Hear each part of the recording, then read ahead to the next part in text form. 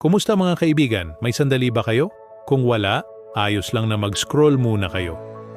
Pero kung meron, nais kong ibahagi sa inyo ang isang talatang nagbibigay aliw at kapayapaan.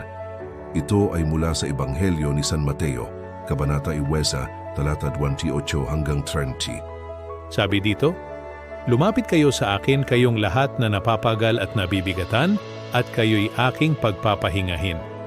Pasanin ninyo ang aking pamatok at matuto kayo sa akin, sapagkat ako'y maamo at mapagpakumbaba ang puso. At makakasumpong kayo ng kapahingahan para sa inyong mga kaluluwa, sapagkat magaan ang aking pamatok at madali ang aking pasanin. Isipin ninyo ang paanyayang iyon. Isang bukas na kamay na iniabot sa inyo sa tuwing tila napakabigat na ng mundo.